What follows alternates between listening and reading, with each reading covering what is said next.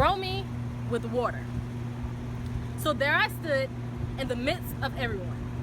The pews were filled, and praise and worship was on the tip of every tongue. And holding back was no longer an option.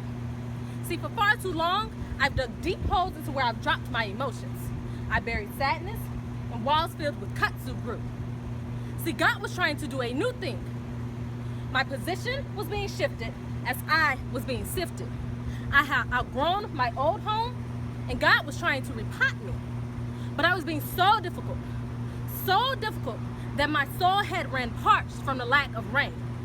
So much so that if planted there, a cactus would surely die. And even as I stood there, trying to place my hands into a situation that I knew God wanted me removed from, I still desired to scream out.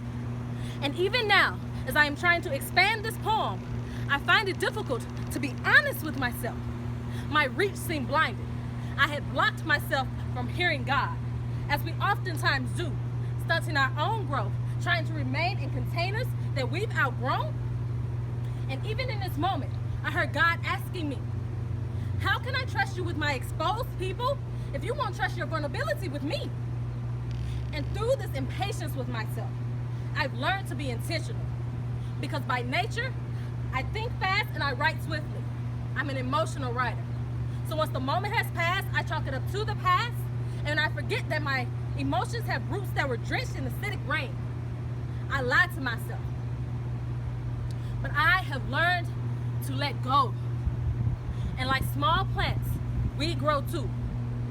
I sing to you a silent cry of relief, a prayer like rivers that wash out the sediment of my unbelief from underneath my feet, that wash out all of the things that are not of you.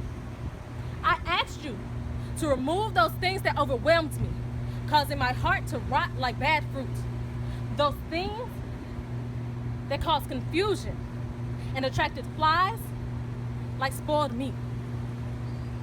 And the spillways began to flood as the dams of pride gave leave to the pressures of the cross. And Lord, I cried out for you to help me.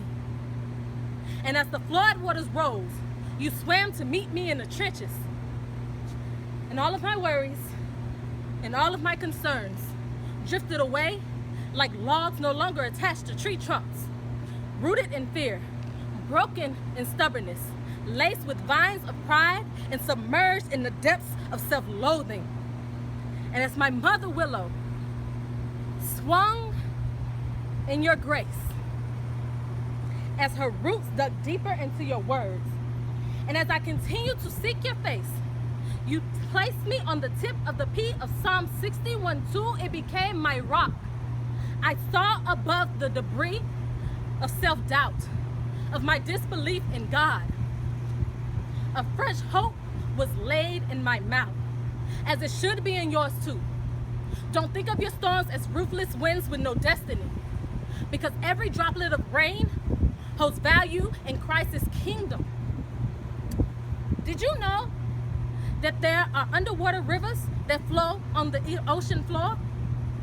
These waters move beneath the surface the way God moves within us, changing the sediments of our hearts inwardly, so that its outward reflection will stop hearts that beat for sin in order to have them beat for God.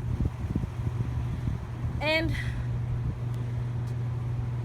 as the tides rescinded, revealed at the roots, is that he never left us and he never will.